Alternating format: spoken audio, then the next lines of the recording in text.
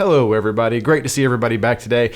Today is another highly requested video. 2019, the year of video requests. I don't know, it feels like I've started off the year with 2 request videos. But hey, if you guys have asked for it, who am I to refuse you your requests?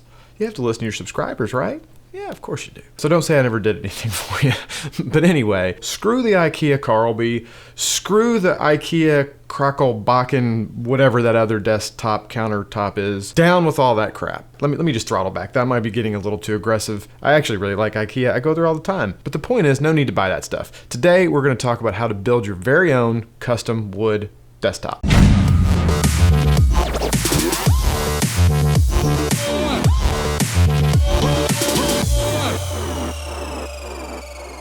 So today we're getting into it. Today we're gonna get our hands dirty. Today we're gonna hopefully keep all of our digits. We're gonna be using some power tools today, ladies and gents, so be careful. These little puppies don't grow back. A lot of you guys in the past have asked how I built the custom desktop I built for my very long desk I have.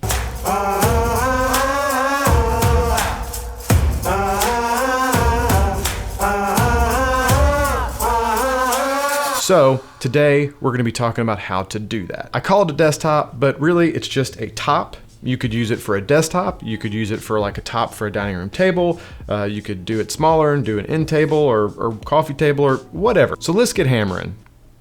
See what I did there? Does anybody like puns as much as I do? If you don't, today's going to be rough because I have a funny feeling there's going to be a lot of puns in today's video. So I apologize in advance. Advance. Why'd I throw a T on there? Let's talk about some of the materials you're gonna need. First and foremost, you're gonna need some lumber. Now, the lumber you're gonna need is gonna vary depending on the size of the desktop you're building and whatnot, so there's gonna be some variations there. But for my purpose, I got 7 2x6x4s. They were long enough for the approximately 30 by 55 inch top I wanted to build, and because they were short, they were easy to transport and work with. But depending on the size of the desktop you're building, you may need to get some longer wood. See, it's one of those. I'm just gonna leave that one alone. It's too easy, just carrying on. You're gonna need some wood stain. I really like this color Honey, made by Minwax, so that's what I got. You're gonna need some foam brushes. You're gonna need some polyurethane to clear coat this thing when you're done.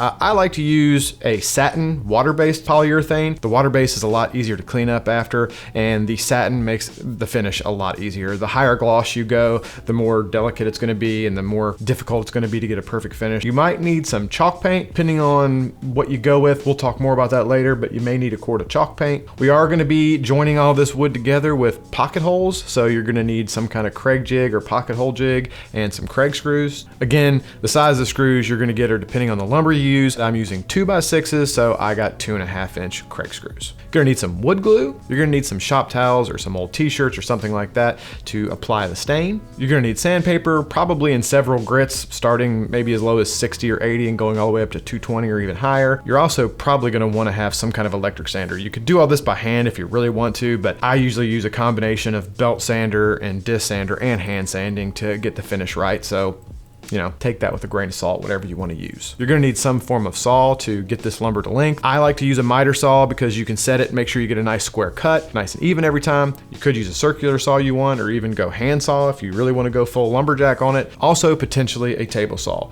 We'll talk more about this later. You definitely don't need one, but there are a couple steps that depending on the finish level you want, a table saw may come in handy. You're also gonna need a drill and a drill driver and some other odds and ends you always need when you're doing woodworking projects. Hammer, pencil, tape measure, maybe a square, stuff like that. And if you're me, you're gonna need a cigar and a nice cup of coffee. I don't do any woodworking projects without a cigar and a cup of coffee. You could go cigar and bourbon if you want, but that might add to the losing digits thing, so I'd probably stick with coffee. So the basic layout of this top is gonna be planks laid out long ways with 2 boards attached vertically on either end as kind of a cap off, or what they would call a breadboard. Now the amount of lumber you're gonna need to make up this center body part is obviously gonna depend on how deep you want your top to be and the width of the lumber you decided to go with. For me, I use 6 2x6s because I wanted it to be around 30 inches deep. 2x6s are 5.5 inches wide, so that gives me 33 inches total. That gives me a little bit of playroom, and I could trim a couple of those boards down and rip them down a little bit to end up at 30 inches, or I could just go a little deeper. If you don't have a way to rip lumber, buy lumber that adds up to the width that you want. Now, quick note before we go any further. When you're buying lumber, make sure you go through that whole stack and get pieces that are good and straight. Now you're gonna say, well, Jeremy, isn't all lumber straight? Hell no, all lumber is not straight. Some of that stuff is so damn bent, unless you're making a canoe, it would be useless. I mean, that stuff is crooked. And the straighter the lumber is, the easier it's gonna be, because you're gonna be butting a lot of these boards directly to each other, and the better your end project's gonna look. So take the time when you're picking out your lumber to really make sure you get some good and straight boards. So the first thing we're gonna do is cut our center boards to length. Now, quick note, anytime you're working with lumber and you're putting something together that the lumber is gonna need to fit together nice and tight, I always like to either put it on a miter saw, so you know you got a good 90-degree angle, or use a square to get a good 90-degree line, and just lightly trim off one side of that lumber to make sure you got a nice square edge. When it comes from the lumber yard, a lot of that crap, that end piece is not 90 degrees, and if you don't have a nice 90-degree edge there, you're gonna be screwed when you try to start putting this thing together. After you trim off that edge, measure from that edge to the other edge, and then cut your boards to length. Now, how you're gonna come up with your length is you're gonna take the total width you want your top to be, subtract the width of your two end boards, or your breadboards, and that's gonna give you the length of your center section. So in my situation, I wanted my total desktop to be 55 inches. My end boards are 5.5, so I subtract 11 from 55, and my center boards need to be 44 inches. Another decision you have to make before you get too much further is, do you want these boards to all marry up just perfectly,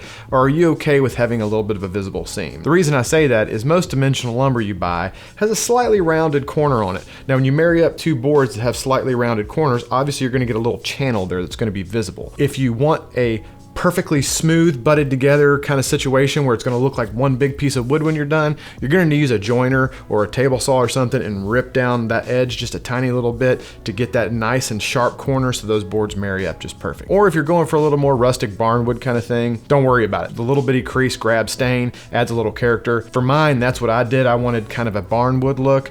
I ripped them down to length and left the other one rounded so that there was some inconsistencies in having little grooves and stuff. So, you know, use some artistic license. So after you've decided all that and you got all your middle boards cut down to length, I like to dry fit them all together. I look at both sides to see which side I want up.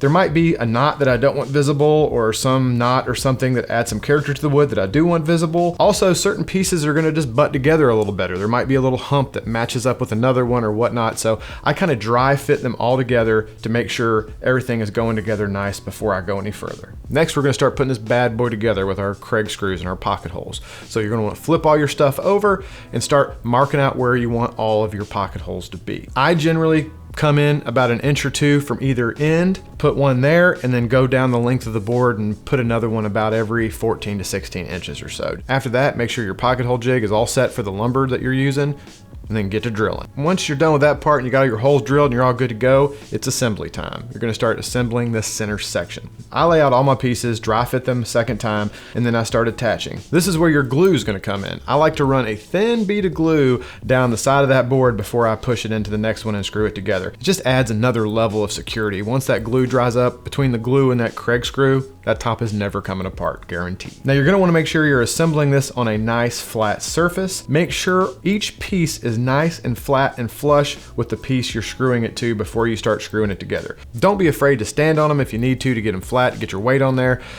I've even used clamps and stuff in the past. Sometimes your wood just doesn't want to cooperate.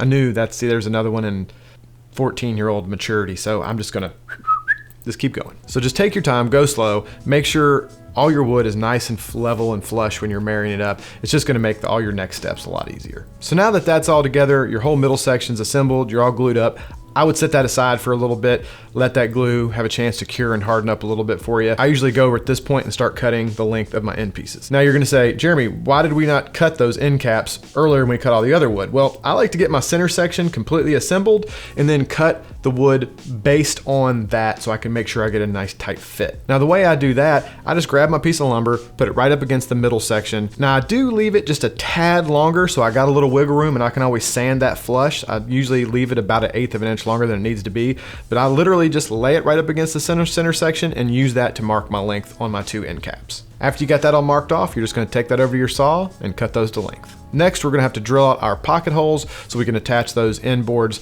to the ends of the table. Now, when you're doing these, don't put your pocket holes in the end boards going into the center section.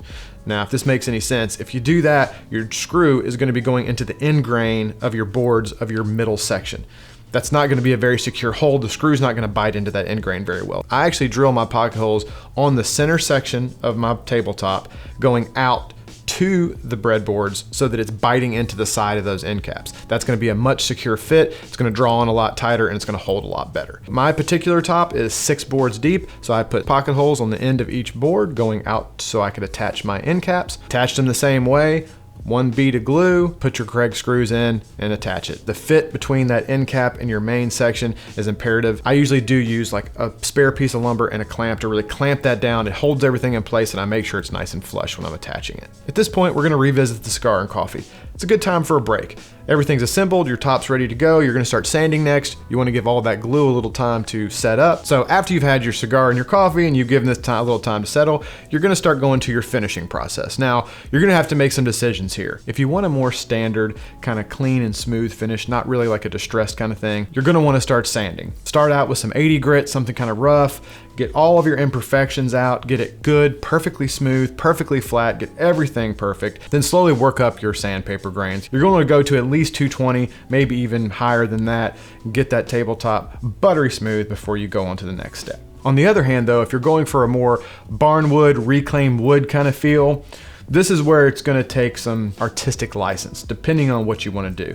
I like to take a look at it, see what kind of imperfections, what scratches, what dents, what uneven pieces are going to look good, which ones are going to kind of cause stuff to rock around on the table and might not be a good thing. Kind of make some judgment calls on what you want to do there. Once you make those decisions, it's time to go all Pulp Fiction. You need to unleash your inner Marcellus Wallace on this thing. Go to work on the homes here with a pair of pliers and a blowtorch.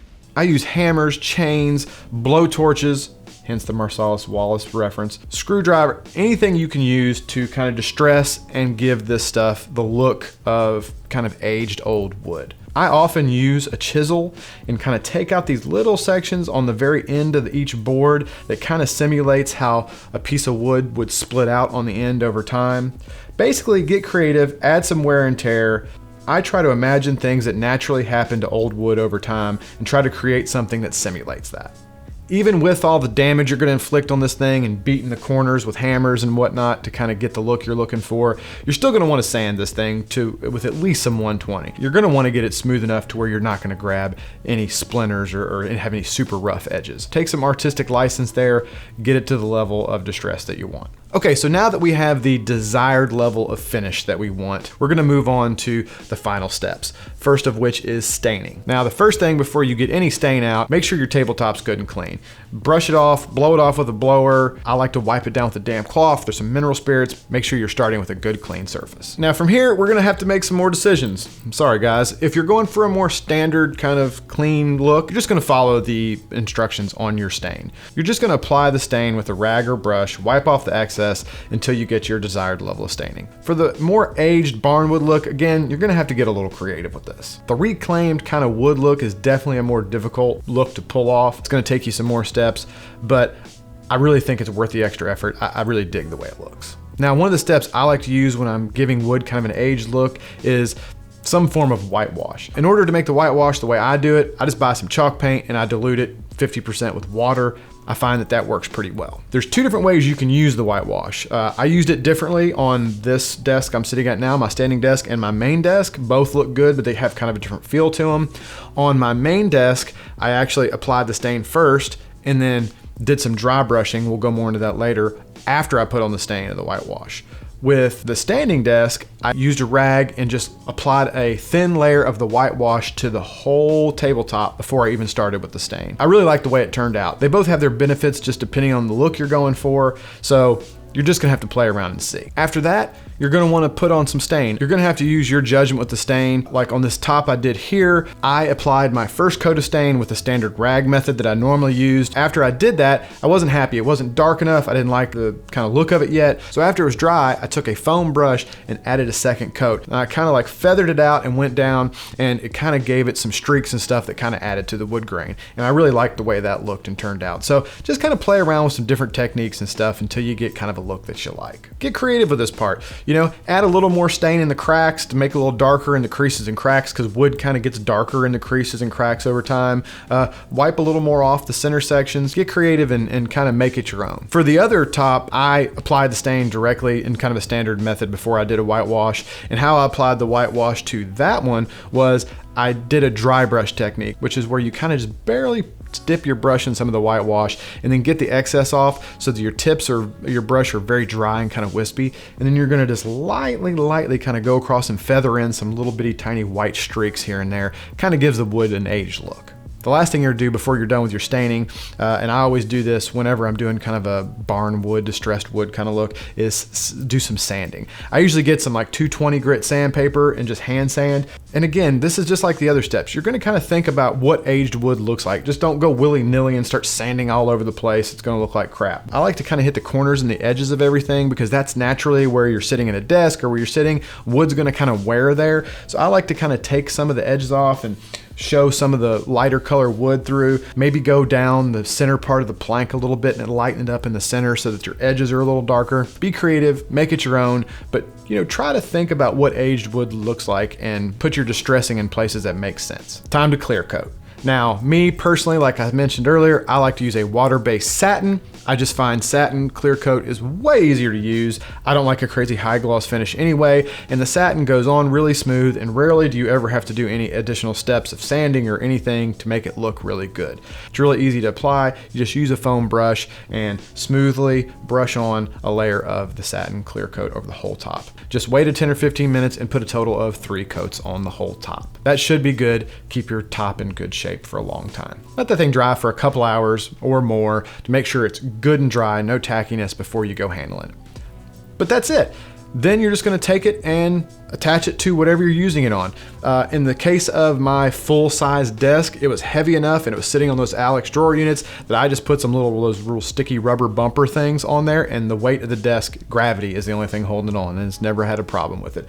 With the case of this standing desk, because I use this and I roll it around on these casters and it goes up and down and everything, I did attach this with screws that the desk came with. So I just screwed it right to the desktop. Bob's your uncle, you're done. You're gonna have a custom all wood top that you built with your own hands. It's probably gonna be much better quality than most of the crap you can buy at the store, and you get some extra cool points and you feel kind of good about yourself. I always like stuff I built myself better than stuff I buy. You just have a different level of appreciation for it.